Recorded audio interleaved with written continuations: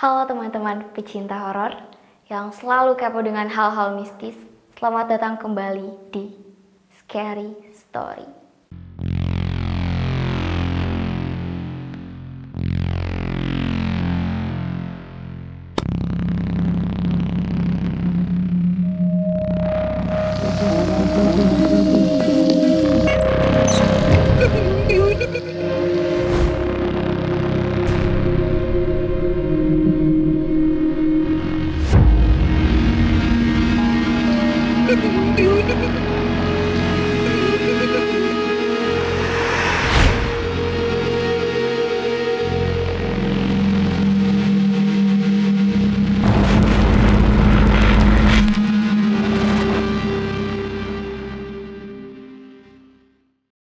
Balik lagi bersama gue Putra Anggrini yang akan menemani malam Jumat kalian. Nah, kali ini gue ingin bercerita tentang salah satu jembatan yang penuh dengan misteri. Jembatan ini bernama Jembatan Panus yang berada di kota Depok. Banyak sekali sumber yang menyebutkan bahwa jembatan ini diberi nama Panus karena diambil dari nama arsitekturnya, yaitu Stepanus. Tapi salah satu website Depikta Depok yang berada di bawah Dinas Komunikasi dan Informatika Pemerintah Kota Depok menyebutkan bahwa jembatan Panus ini dibangun di atas Sungai Ciliwung, dan ini ternyata dibangun oleh seorang insinyur yang bernama Andre Lawrence pada tahun 1917. Sebutan nama jembatan Panus ini berasal dari seorang warga bernama Stefanus Lander yang tinggal di samping jembatan tersebut. Karena itu lambat laun orang mengenal jembatan ini dengan nama Jembatan Panus atau Jembatan Pak Panus. Nah, jembatan ini tuh dulu dibangun karena untuk dijadikan sebagai sarana transportasi yang menghubungkan Depok dengan jalan Tol Iskandar yang merupakan jalan cepat menuju Jalan Raya Bogor. Di masa sekarang, jembatan itu juga digunakan untuk mengukur debit air Sungai Ciliwung sebagai antisipasi banjir.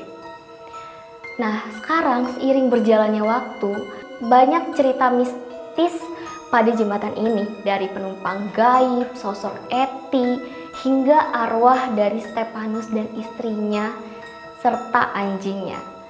Nah, menambah beberapa cerita misterius tentang jembatan ini.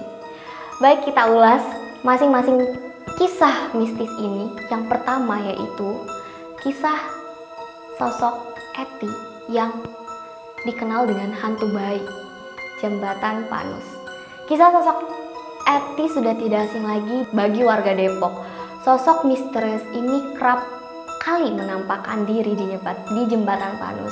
Akan tetapi warga setempat meyakini bahwa sosok ini tuh merupakan sosok hantu yang baik karena tidak akan menyakiti siapapun yang sedang melintasi jembatan ini. Dilansir dari salah satu media cetak menyebutkan bahwa sosok Eti ini dipercaya sebagai arwah baik dikarenakan pada tahun 1980-an saat seorang wanita hendak diperkosa di bawah jembatan Panus, wanita itu lari menuju ke jembatan. Saat itu baru terjadi banjir sehingga suasana di sekitar jembatan tersebut sepi dan suara teriakan minta tolongnya pun tidak terdengar oleh warga setempat. Akhirnya, dikarenakan sudah tidak mampu berlari, wanita tersebut berhenti di tengah jembatan dan mendapat bisikan gaib dari hantu Eti yang menyuruhnya untuk melompat, dan Eti berjanji akan melindunginya. Setelah itu, dengan kondisi tanpa mengenakan pakaian sehelai pun, wanita itu loncat dan akhirnya diselamatkan oleh warga setempat. Nah, kemudian kisah lainnya yang beredar mengenai Jembatan Panus ini adalah sosok Stepanus dan istrinya. Menurut warga sekitar, pada malam hari sering terjadi penampakan sosok Stepanus dan istrinya dengan membawa anjing putih kesayangannya berjalan lalu lalang di jembatan itu. Selain itu, Jembatan Panus juga katanya pernah dijadikan tempat pembuangan mayat dan tempat pesugihan. Cerita dari warga asli sekitar melihat dua lelaki yang tidak dikenal melempar karung ke Sungai Ciliwung, dan pada saat warga sekitar tersebut memeriksa isi karung tersebut, ternyata berisi kantong mayat. Dan selain itu, jembatan ini tuh dikenal dengan tempat pesugihan atau sajen untuk tumbal, karena pernah ditemukan beberapa orang yang membawa sesajen untuk tumbal seperti kelapa atau baju yang dibuang. Dan warga setempat meyakini bahwa mereka yang datang ke jembatan ini untuk memberikan pesugihan kepada makhluk halus di tempat itu. Nah, itu beberapa kisah yang katanya sering terjadi di jembatan Parus ini. Gimana teman-teman? Serem nggak kisah kali ini? Kalau menurut pendapat gue sendiri, jembatan ini tuh karena emang udah lama banget dan katanya arsitekturnya tuh masih bangunan asli pada saat pembuatan. Jadi pastinya itu punya histori punya sejarah panjang hingga saat ini.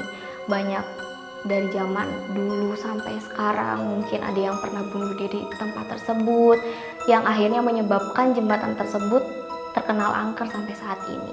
Akan tetapi kita harus tetap mengambil sisi positif dari cerita kali ini, yaitu mungkin kisah sosok Eti kali ya, yang bisa menginspirasi kita bahwa seburuk apapun masalah kita jangan sampai melakukan bunuh diri, karena penyesalan itu selalu datang terakhir.